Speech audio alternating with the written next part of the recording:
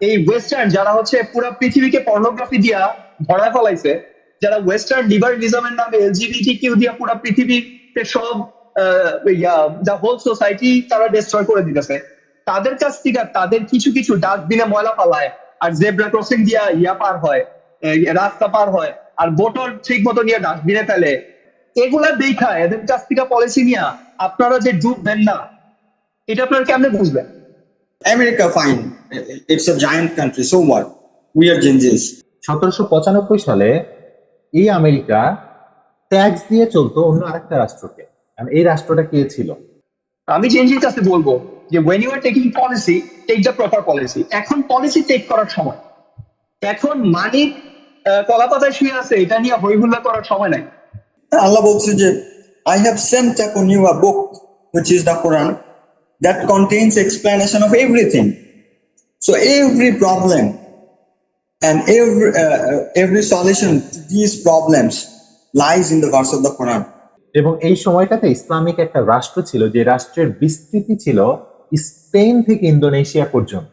মোহাম্মদ সাল্লাহ সাল্লাম যদি মদিনা থেকে ছোট্ট একটা রাষ্ট্র দিয়া পুরো পৃথিবীতে আজকে 1400 বছর পরেও আমি আপনি আমরা সবাই ইসলাম নিয়ে আজকে কথা বলি, ইসলামকে অল্টারনেটিভ সলিউশন হিসেবে দিতে চাই, এটা যদি ছোট্ট ল্যান্ড থেকে আর ছোট্ট কিছু মানুষ দিয়ে সম্ভব হয়, why not you and me? Why you are suffering from a very inferiority complex?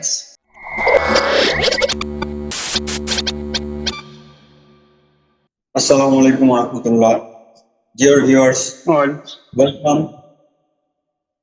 welcome to discussion panel. So আমরা এটা আজকে ঠিক নতুন করে স্টার্ট করছি। আমরা এখানে বিভিন্ন সমসাময়িক বিষয় ডিসকাস করব এবং এই বিভিন্ন ইস্যু, তাদের প্রবলেম, সেটা কি সোসাইটিতে কি প্রবলেম ক্রিয়েট করছে এবং এগুলোর রুট কজটা কোথায় এবং পারফেক্ট সমাধান কোথায়, বা আমি যদি আরেকটু খোলাসা করে বলি এগুলোর ইসলামিক সমাধান কি হবে। সো এগুলো নিয়ে আমরা ইভেন্চুয়ালি সিরিজ আকারে আলোচনা শুরু করব। সো আজকে আমরা আলোচনা করতে চাচ্ছি সবার একটু মজাই লাগবে আর কি, অ্যাবাউট সালমান এফ রহমান। আমার নাম বলতেই হাসি হাসি লাগতেছিল, কারণ আমার নাম বলার পরেই মনে হয়েছে যে বেচারা লুঙ্গি পরে নৌকা দিয়ে পালাচ্ছিল এবং তার মুখে সেই দাড়িগুলো নেই। দেখো, সো আমরা জানি সে রিমান্ডে ছিল এবং রিমান্ডে সে একটা উক্তি দেয় যেটা খুবই পপুলার হয়েছে এবং জেনজিকে অ্যাট্রাক্ট করতে সক্ষম হয়েছে। উক্তিটা ছিল এরকম যে সে বলতেছিল যে আমরা ভারতের মাধ্যমে আমেরিকাকে বোঝাতে সক্ষম হয়েছি যে আওয়ামী লীগ সরকার থাকলেই আমেরিকার স্বার্থ বাস্তবায়ন নিশ্চিত হবে, বা আওয়ামী লীগ থাকলেই আমেরিকা খুশি হবে। তো এই বিষয়ে আজকে ইসাক ভাইকে রিকোয়েস্ট করতেছি কিছু বলার জন্য। জি, ধন্যবাদ সাইল ভাইকে। সালমান এফ রহমানের এই উক্তিটা যখন ফার্স্ট আমি দেখলাম আর কি আমাদের মিডিয়াতে, সর্বপ্রথম যে জিনিসটা আসছে যে এই জিনিসটার উপরে বেশ কয়েক বছর ধরে এই জিনিসগুলা দেখতেছি, বাট আলটিমেটলি কোনো একজন মানে সরাসরি এই রকম দেশ বিক্রির মতো কাজের সাথে সম্পৃক্ত যারা, তাদের মুখ থেকে এই জিনিসটা সর্বপ্রথম মনে হয় আসলো। রাজনীতির ইতিহাসে বা বাংলাদেশের রাজনীতির ইতিহাসে এই ধরনের স্বীকারোক্তি এর আগে আর কেউ দিছে বলে আমার অ্যাটলিস্ট জানা নাই, যেটা সে সরাসরি বলতেছিল যে আমরা হচ্ছে আমেরিকাকে বোঝাতে সক্ষম হয়েছি ভারতের মাধ্যমে আমেরিকার যে চাওয়াগুলা সেই চাওয়াগুলো আমরা ফুলফিল করব, এবং বাংলাদেশে বেসিক্যালি ইয়ের তুলনায়, শেখ হাসিনার তুলনায় বা আওয়ামী লীগের তুলনায় এখন বাংলাদেশের ভালো মতো রুল করার মতো অন্য কোনো কেউ নাই। মানে এটাকে যদি আমি একটু অন্য অর্থে বলি, অন্য স্টাইলে যদি বলি, সেম কথাটাই আমি যদি অন্য ওয়ার্ডিং ইউজ করি, ব্যাপারটা এরকম হবে যে আমেরিকার দালালি আমরা করার থেকে আমাদের থেকে ভালো আর কেউ নাই। বর্তমানে আমেরিকার দালালি আমরাই সব থেকে ভালো করতে পারবো, আমাদের দালালিতে কোনো ধরনের খাদ নাই, কোনো প্রবলেম নাই। তো আমার কাছে মনে হয়েছে যে তার কথাটার অ্যাকচুয়াল মিনিং আসলে এইটা। তো এখান থেকে প্রশ্ন আসতে পারে এরকম যে আমেরিকা কি তাহলে এতদিন যেটা খুঁজতেছিল বাংলাদেশে তার যে ইন্টারেস্ট, এই ইন্টারেস্টটা কি আসলে সে পাইছে কি পাইছে না, যে সে কি পায় নাই আসলে। আলটিমেটলি তার কোনো ইন্টারেস্টই বাংলাদেশে অপূর্ণ আছে এরকম কিন্তু আমরা দেখি নাই। বাট যে এই নিউজগুলা ন্যাশনাল মিডিয়াতে যখন আসছে তখন মানুষ কতটুকু এটাকে ফলো আপ করছে এটার ব্যাপারে কোশ্চেন থাকতে পারে। যেমন আমরা যদি দেখি যে লাস্ট 15 ইয়ার্সে এই হাসিনার আমলে আওয়ামী লীগের এই 15 ইয়ার্সের দুঃশাসনের সময় কি কি আমেরিকার হাতে অলরেডি তুলে দেওয়া হয়েছে, এটার যদি আমরা একটু সামান্য একটা গ্লিমস, যে আপনারা সবাই কোয়াডের নাম শুনছেন।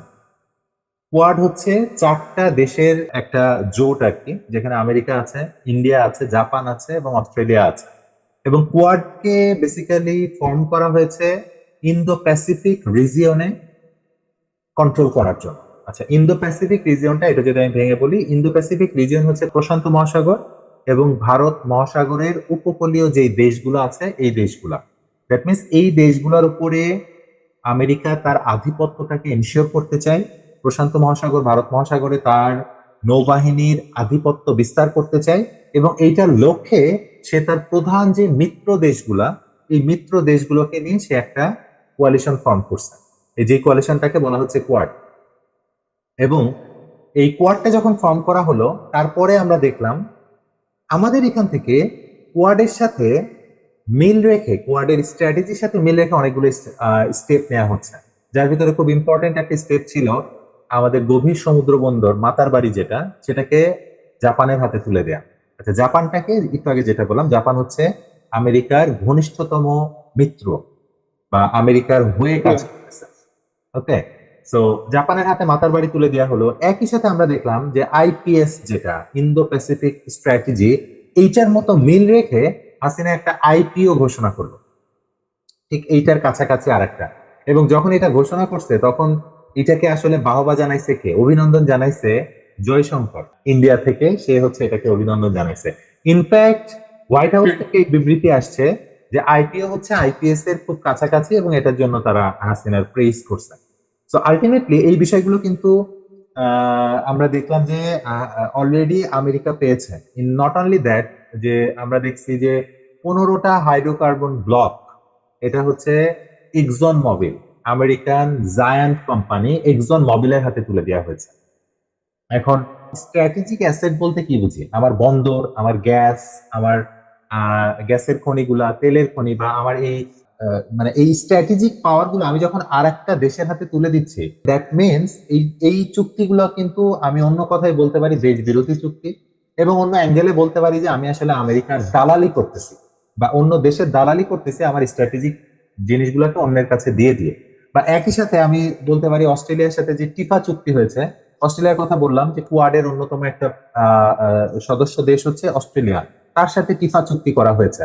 এবং আমরা দেখলাম যে বাংলাদেশে ইসলামের উত্থানকে ঠেকানোর জন্য সন্ত্রাস দমন আইন, আইসিটি মামলা, এইগুলোর যেমন নিয়ে আসা হয়েছে, পাশাপাশি এই আয়না ঘরের যে সৃষ্টি করা হয়েছে গুয়াতানামো বে স্টাইলে, আমেরিকার যেই কুখ্যাত যেই জেলখানা, এটার স্টাইলে যে আয়না ঘর তৈরি করা হয়েছে, এই আয়না ঘরে যারা ছিল বেসিক্যালি তাদের বেশিরভাগই আসলে ইসলাম সম্পৃক্ত কারণে আয়না ঘরে গিয়েছে। তাদের সাথে ইসলামের কানেকশন বা ইসলামের প্র্যাকটিসের কারণে তারা ওখানে গিয়েছে। এই যে ইসলামের উত্থান ঠেকানো, এটা আসলে কার চাওয়া ছিল? যেটা হাসিনা এত ডেসপারেটলি এটাকে প্র্যাকটিস করার ট্রাই করেছে। ডেসপারেটলি সে আসলে কাকে খুশি করতে চায়? সে আসলে খুশি করতে চাচ্ছিল তো বেসিক্যালি যার দালালি সে করতেছে তাদেরকে, এই আমেরিকাকে বা পশ্চিমাদেরকে, যারা আসলে ইসলামের কথা নিতে চায় না বা ইসলাম শুনলে যারা এটাকে টেরোর একটা আখ্যা দিয়ে বসে থাকে, এবং তারা যে সন্ত্রাসের নামে যুদ্ধ, এটার যে নাম দিয়ে ইসলামের বিরুদ্ধে যুদ্ধ করা শুরু করছে, এইটার স্বাদ দিচ্ছে হচ্ছে হাসিনা। আমরা লাস্ট টাইম যেটা দেখেছি যে খুব রিসেন্টলি যে জিনিসটা আমাদের সামনে আসছিল, এই যে এলজিবিটি কিউ নিয়ে যেই আলোচনাটা, এখন এটাও কিন্তু একটা আমেরিকান এজেন্ডা। আমরা জানি যে হোয়াইট হাউস থেকে বা আমেরিকা এলজিবিটি কিউ প্রমোশনের জন্য বিলিয়ন বিলিয়ন ডলার তারা ইনভেস্ট করতেছে। তারা হচ্ছে এই জায়গাটায় বাজেট করছে যে এত মানে বিলিয়ন বিলিয়ন ডলার তারা খরচ করবে এলজিবিটি কিউ টার্মটাকে প্রমোট করার জন্য, এই কনসেপ্টটাকে প্রমোট করার জন্য। মুভি থেকে শুরু করে প্রত্যেকটা জায়গায় এটাকে নিয়ে আসা হচ্ছে, এবং বাংলাদেশেও এটাকে নিয়ে আসা হয়েছে। এবং বাংলাদেশে অলরেডি এই এলজিবিটিকিউ এর জন্য সুরক্ষা আইন যেটা, ঠিক আছে, এই সুরক্ষা আইন কিন্তু অলরেডি পাস করা হয়েছে, এবং বাংলাদেশের শিক্ষাক্রমে কারিকুলামের ভেতরে এই টার্মটাকে নিয়ে আসা হয়েছে। তো এতগুলো স্টেপ করা হচ্ছে সবই আমেরিকাকে খুশি করার জন্য বা পশ্চিমাদেরকে খুশি করার জন্য। তাহলে আসলে আর কি দেয়ার বাকি ছিল? যেটা মানে সবই তো আসলে আমরা দেখতেছি যে প্রত্যেকটা জায়গাতে সে যা চাচ্ছে সব দিয়ে দেওয়া হচ্ছে। তাহলে আসলে বাকি আছে কি? তারপরেও আমেরিকাকে বুঝাতে হচ্ছে যে আমরা বাংলাদেশে সব থেকে ভালো মতো চালাইতে পারবো। হয়তো আমরা জানি যেটা আকসা জিসোমিয়া এই চুক্তিগুলো, যেটা হচ্ছে বেসিক্যালি আমাদের দেশের সেনাবাহিনী, আমাদের দেশের নৌবাহিনী বা এয়ারফোর্স এর উপরে আধিপত্য বিস্তার করার মতো চুক্তি, পররাষ্ট্র চুক্তি বা সমরাষ্ট্র যে চুক্তিগুলা, এই চুক্তিগুলোতে আসলে আমাদের ফোর্স গুলার উপরে একটা আধিপত্য বিস্তার করবে, এইটারও খুব কাছাকাছি ছিল।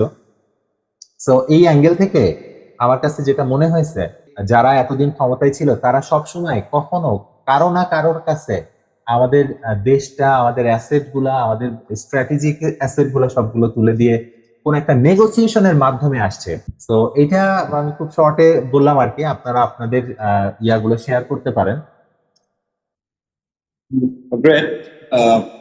আসলে এটা এখন একটা চিন্তার বিষয়।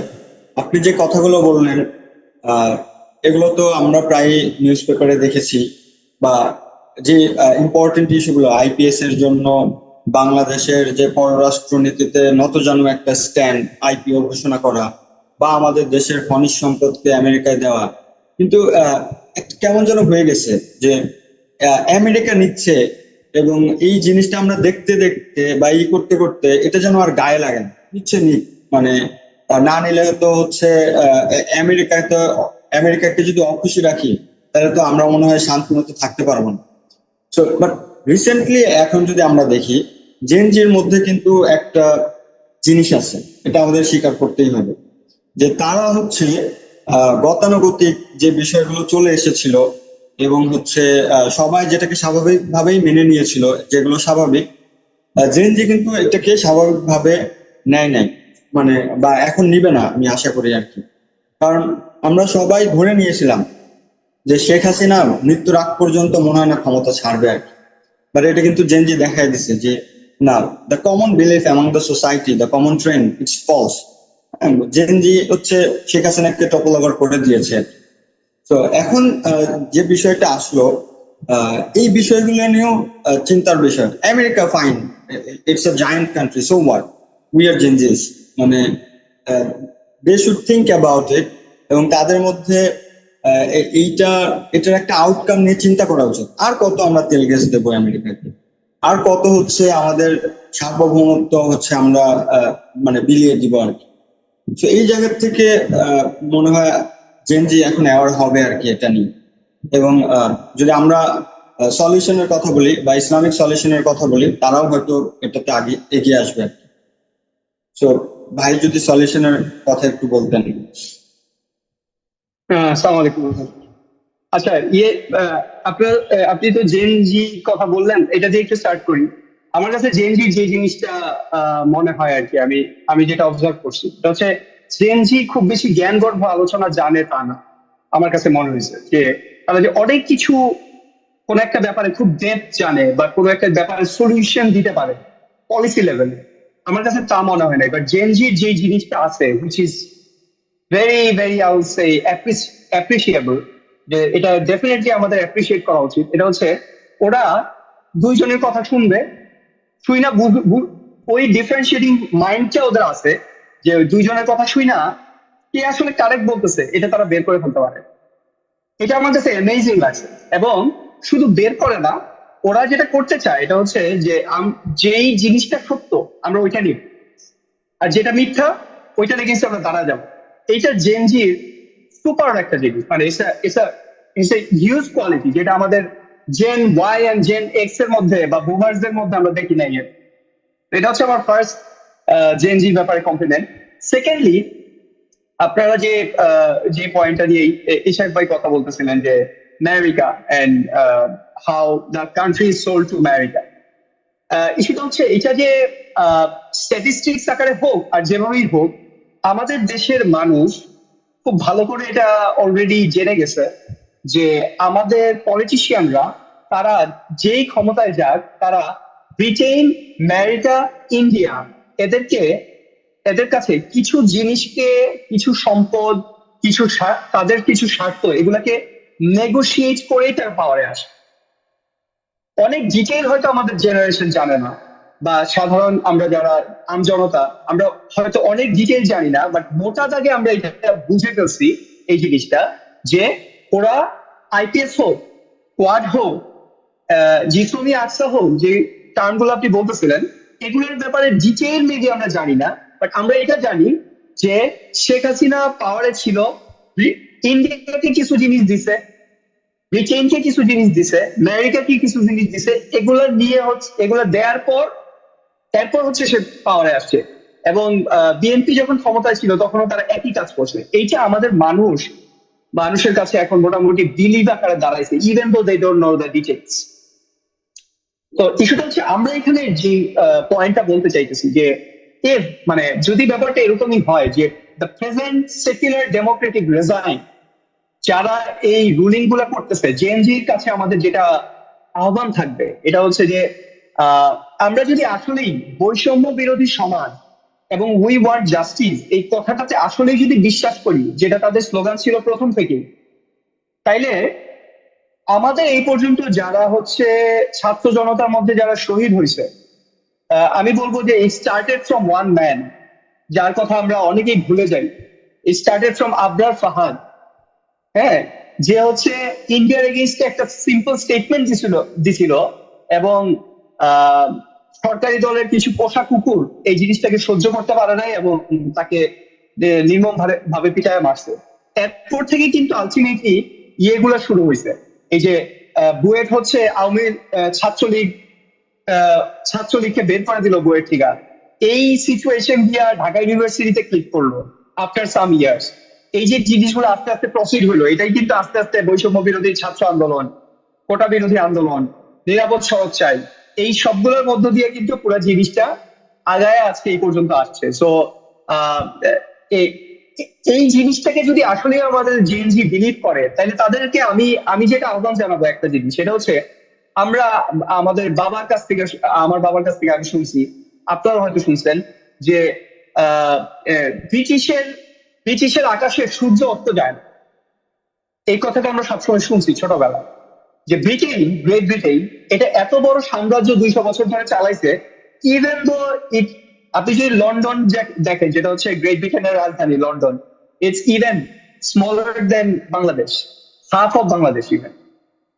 তো কিছুটা হচ্ছে গ্রেট ব্রিটেন কি দিয়ে হচ্ছে পুরো ওয়ার্ল্ড রুল করছে, পলিসি, আইডিওলজি।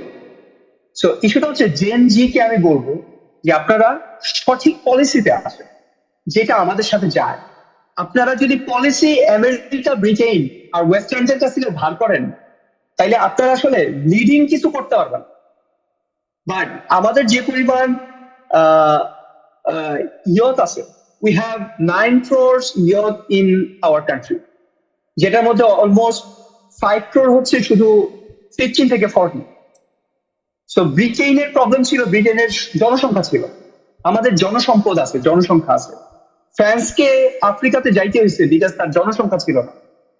আমাদের জনসংখ্যা আছে, আমাদের এমন একটা ল্যান্ড আছে যে ল্যান্ডকে আমরা বলি যে বীজ ছুড়লেই গাছ আর জাল ছুড়লেই মাছ, এই অবস্থায় কিন্তু আমাদের ছিল, এবং এটাতে আমাদের ফিরে যেতেও খুব বেশি সময় লাগবে না if we take the correct policy. আমি যেটা আহ্বান করবো এটা হচ্ছে যে don't sell the country to this কুফার lands, namely America, Britain and India.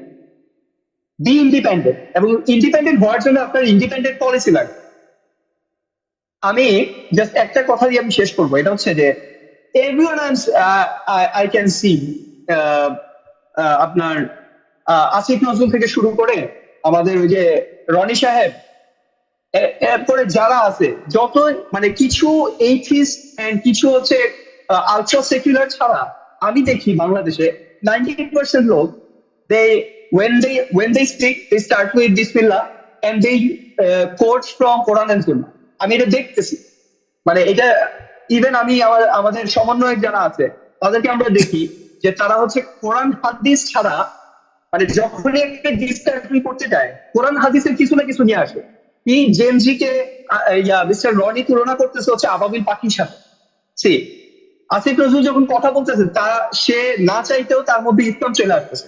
Issue হচ্ছে if Islam is so much connected with you, so and you believe যে Islam is a complete code of life and in Quran and Sunnah মানে every solution মানে for any problem the solutions are being given, আমি বুঝি না যে কার ভয়ে আপনারা এই কোরআন হাদিসকে আপনাদের পলিসি মেকিং এর সোর্স হিসেবে না নিয়ে এই ওয়েস্টার্ন যারা হচ্ছে পুরো পৃথিবীকে পর্নোগ্রাফি দিয়া ভরা ফলাইছে, যারা ওয়েস্টার্ন লিবারালিজমের নামে এলজিবিটি কিউ দিয়া পুরো পৃথিবীতে সব যা হোল সোসাইটি তারা ডিস্ট্রয় করে দিতেছে, তাদের কাছ থেকে তাদের কিছু কিছু ডাস্টবিনে ময়লা ফালায় আর জেব্রা ক্রসিং দিয়া পার হয়, রাস্তা পার হয় আর বোতল ঠিক মতো নিয়ে ডাস্টবিনে ফেলে, থুতু কারেক্ট জায়গায় ফেলে, টিস্যু দিয়ে মুইছা থুতু ফেলে, এগুলা দেখা এদের কাছ থেকে পলিসি নিয়ে আপনারা যে ডুববেন না এটা আপনারা কেমনে বুঝবেন?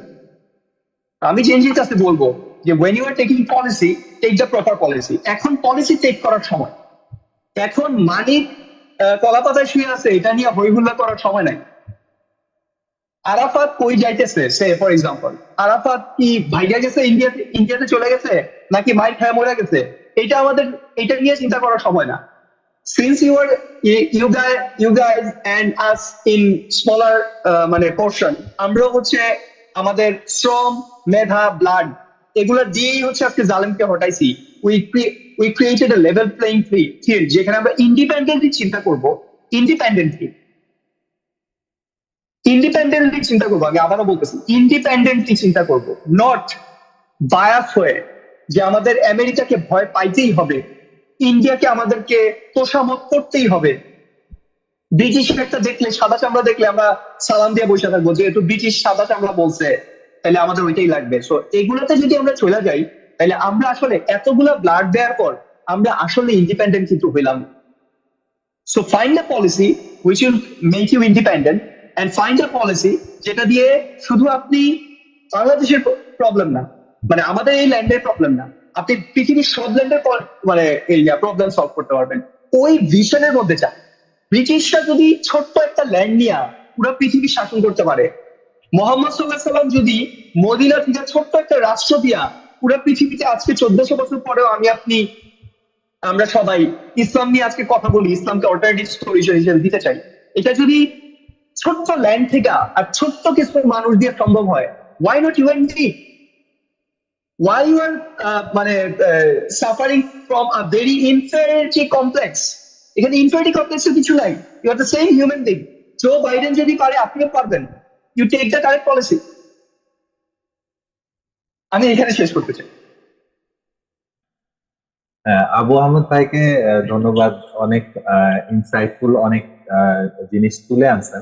এটা ট্রু যে জেনজি আসলে এখন যে পলিসি মেকিং এর যে সময়টা, এই সময়টাতে সবথেকে ক্রুশিয়াল একটা টাইম চলতেছে আর কি, দেশ বিনির্মাণের কাজ চলতেছে, এবং দেশ বিনির্মাণের সময়টাতে আমরা যদি রাইট জায়গাটাকে গ্র্যাব করতে পারি, রাইট ওয়েতে যদি আমরা সামনে আগাইতে পারি, তাহলে এটা হবে মানে দেশের জন্য, দেশের মানুষের জন্য, এবং ইনফ্যাক্ট যারা শহীদ হয়েছে তাদের রক্তের ঋণ পরিশোধ করার জন্য এটা সব থেকে ইম্পর্টেন্ট একটা বিষয় হবে।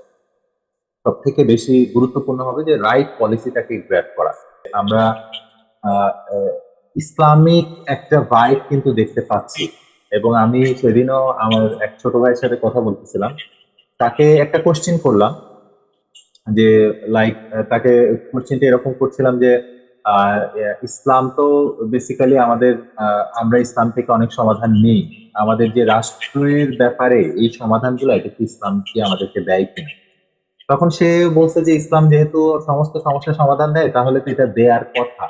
এখন দেয়ার কথা তার মানে হচ্ছে হয়তো আমরা জানি না, বাট আলটিমেটলি ইসলাম তো সব সমস্যার সমাধান দিচ্ছে। এই যে আজকে আমরা যে কথাটা, যে বিষয়টা নিয়ে আলোচনা করলাম যে আমাদের পররাষ্ট্র নীতি কি হবে, আমি যদি সিম্পলি ছোট্ট দুইটা ঘটনার কথা এখানে উল্লেখ করি, যে আমেরিকার কাছে আমরা এখন আমাদের সমস্ত কিছু দিয়ে দিচ্ছি, এই আমেরিকা একটা টাইমে আমি যে সময়কার কথা বলতেছি এটা 1795 সাল, আমি যদি ভুল না করে থাকি।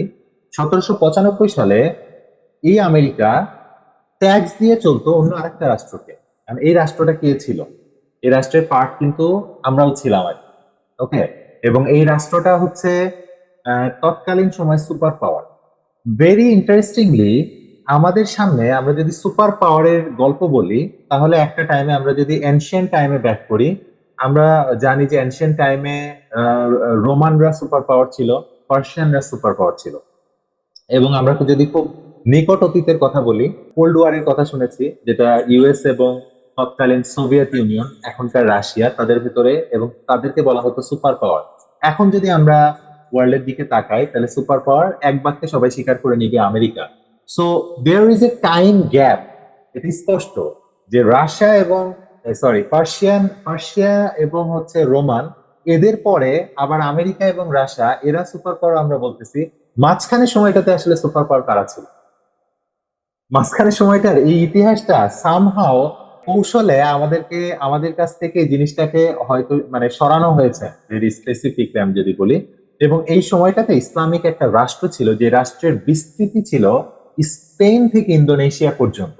দ্যাট মিনস এটা হচ্ছে অর্ধেক পৃথিবীর থেকেও বড় একটা রাষ্ট্র। এবং এই রাষ্ট্রে এতটা মাইটি একটা রাষ্ট্র ছিল যে খোদ আমেরিকা, তারা হচ্ছে এই রাষ্ট্র, মানে এই রাষ্ট্রকে ট্যাক্স দিয়ে তারা ভূমধ্য সাগরে তাদের জাহাজ চালাতো। এবং এই রাষ্ট্রের আরেকটা যদি ছোট্ট স্টোরি বলি, যেটা পররাষ্ট্রনীতি বা অন্য দেশের সাথে সম্পর্ক কেমন ছিল, আমি যদি 1845 সালের পটেটো ফ্যামাইনের কথা বলি, যেটা আয়ারল্যান্ডের একটা দুর্ভিক্ষের নাম, খুব যে কেউ গুগলে সার্চ করলে এটার বিষয়ে ডিটেলস পাবে। আয়ারল্যান্ড ছিল বেসিক্যালি ব্রিটিশদের একটা অঙ্গরাজ্য আর কি, ব্রিটিশদের অধীনে, এবং ব্রিটেনের রানী এটাকে চালাতো তৎকালীন সময়।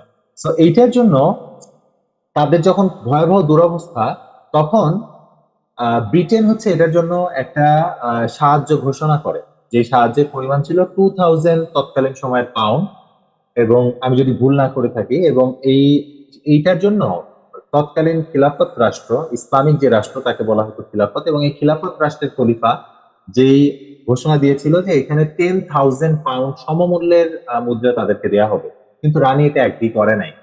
সে বলতেছিল যে এটা রানীর জন্য একটা অসম্মানজনক। তো সে বলছে যে খলিফা যদি দিতে চাই সে 1000 দিতে পারবে।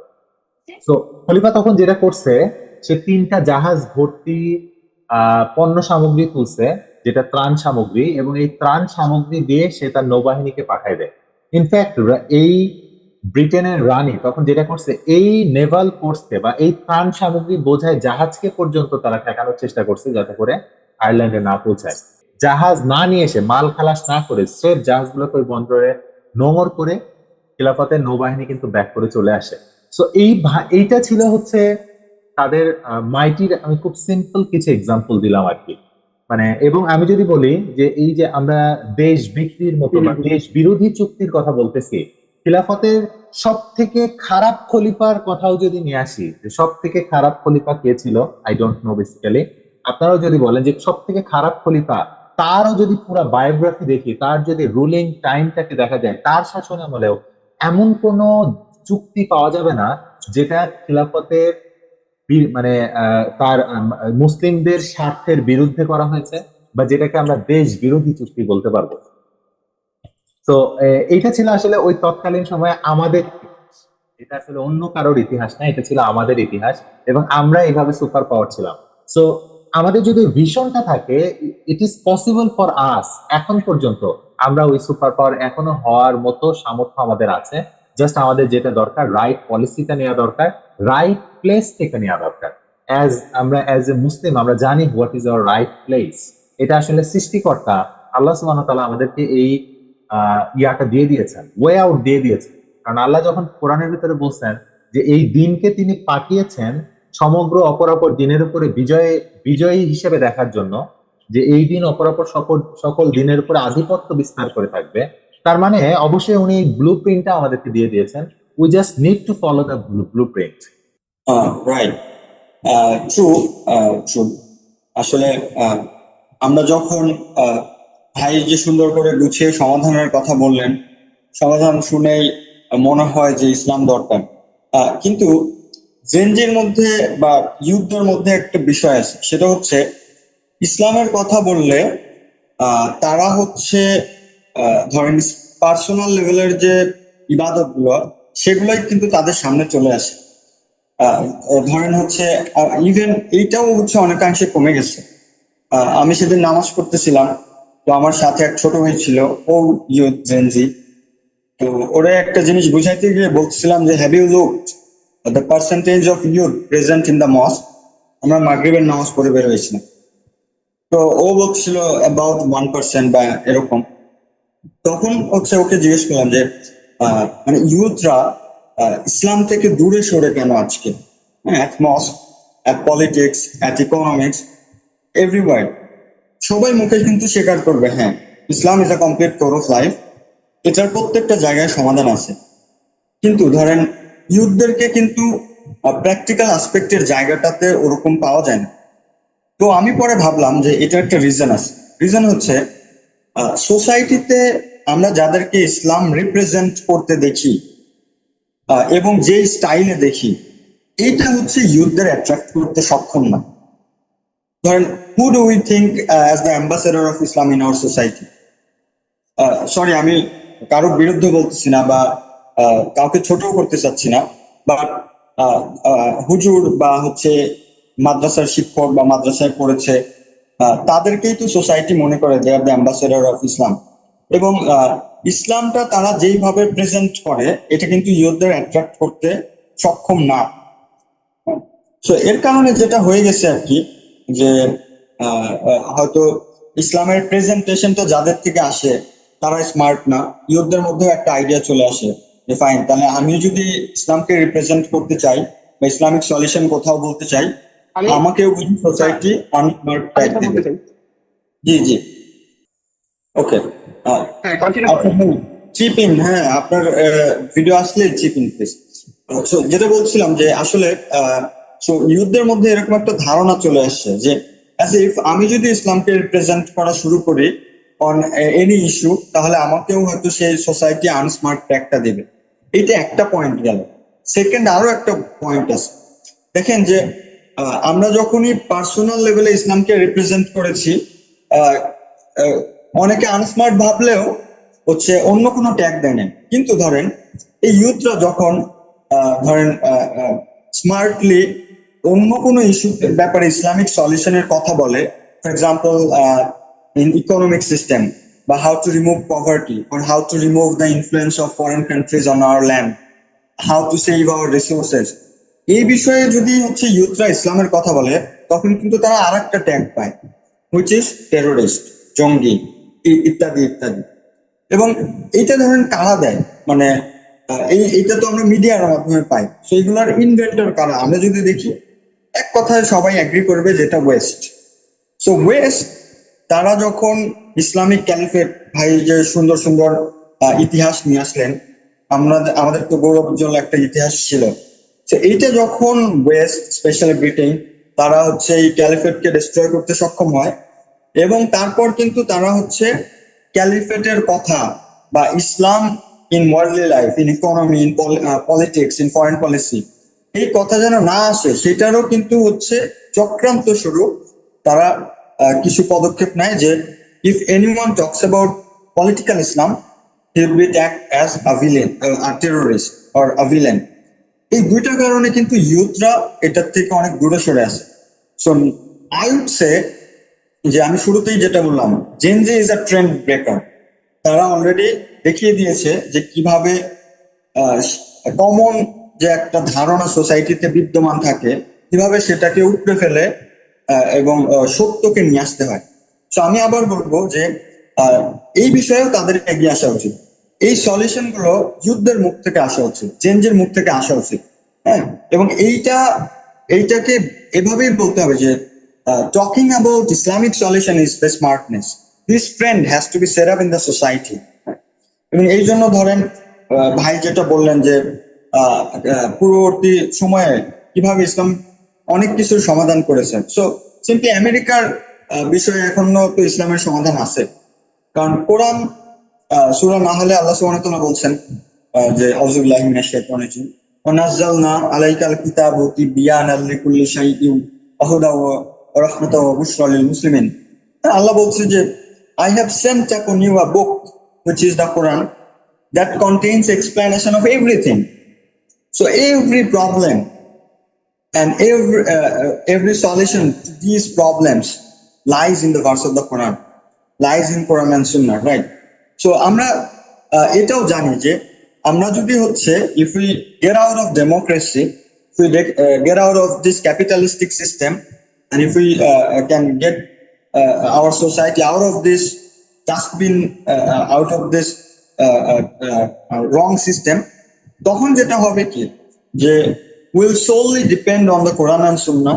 So তখন আমাদের পররাষ্ট্রনীতি it would be independent. তখন হচ্ছে আমরা আমাদের দেশের রিসোর্স, আমরা আমাদের দেশের সভারেন্টি সবকিছু প্রোটেক্ট করতে পারবো।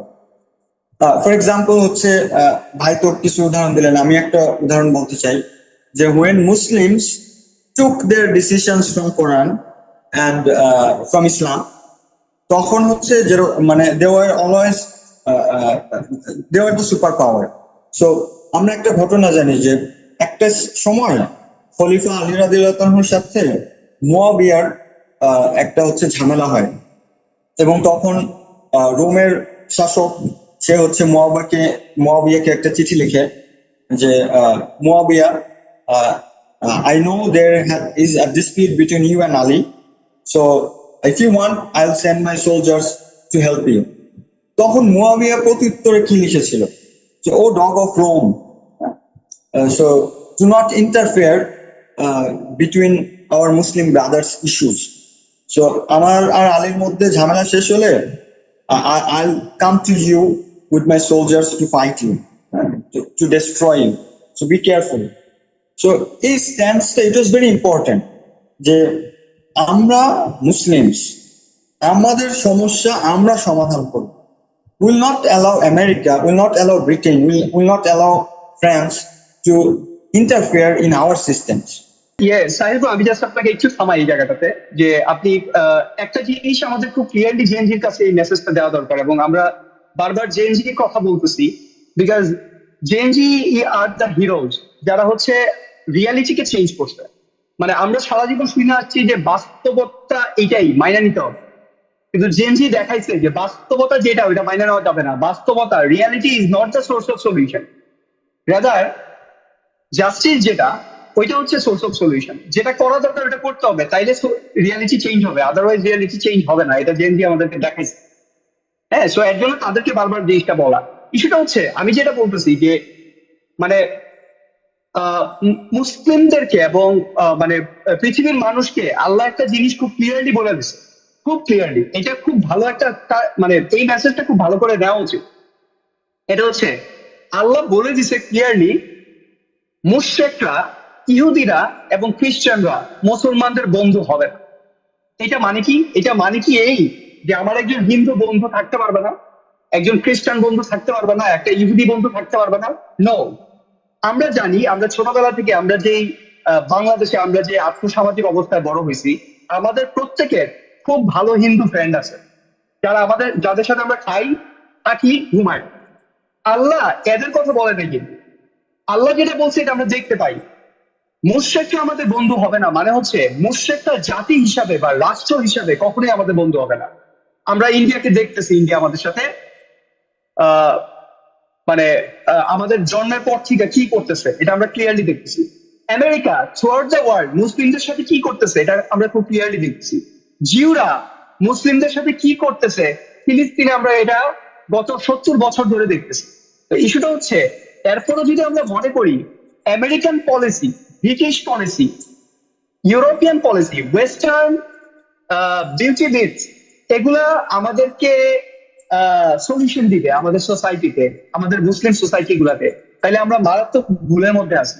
এটা আমরা ট্রাই করতে পারবো, এটা আমরা ট্রাই করে দেখতে পারবো কখন? যখন আমরা বুঝবো যে কোরআন যে বলে তা সত্য বলে না। এটা যদি আমরা বুঝা নেই, মেবি মিথ্যা বলতে পারে, মেবি এটাতে ডাউট থাকতে পারে। যখন আমরা এটা চিন্তা করবো তখন আমরা আল্লাহর এই ফরেন পলিসিটা না বুঝাই আমরা আমাদের মতো করে কিছু পলিসি নিতে পারি, বাট এই পলিসি গুলো নিলে আলটিমেটলি আমরা ফেইলিউর হব।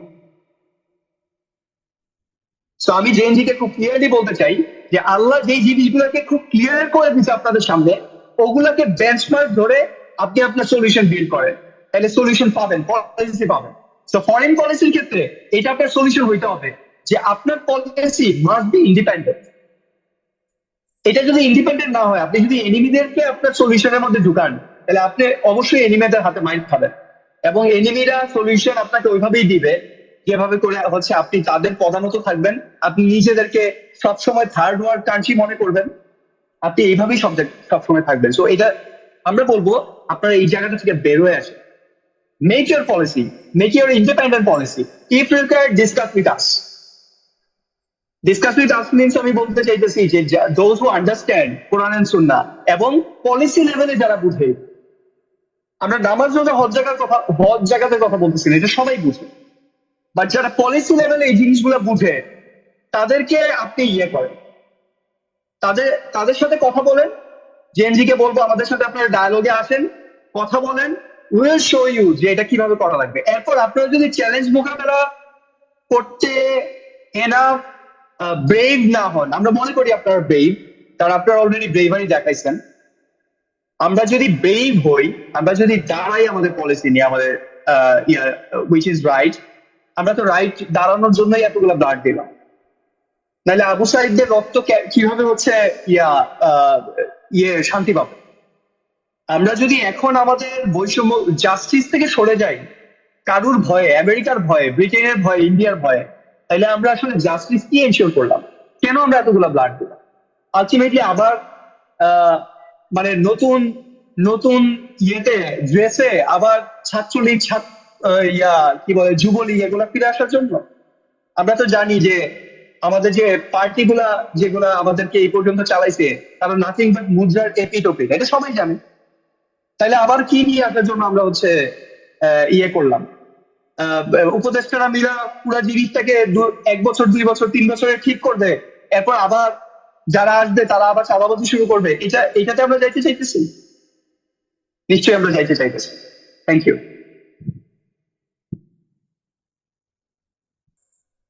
Okay, thank you bros for watching this video. I hope আপনাদের ভালো লেগেছে। সো আমরা আবার পরবর্তীতে আসবো উইথ আ ভাইরাল ইস্যু, যেখানে হচ্ছে সালমান এফ রহমান না থেকে হয়তো অন্য কেউ থাকবে বা অন্য কোনো ইভেন্ট থাকবে। সো আপনাদেরকে আমন্ত্রণ জানিয়ে আমরা শেষ করছি।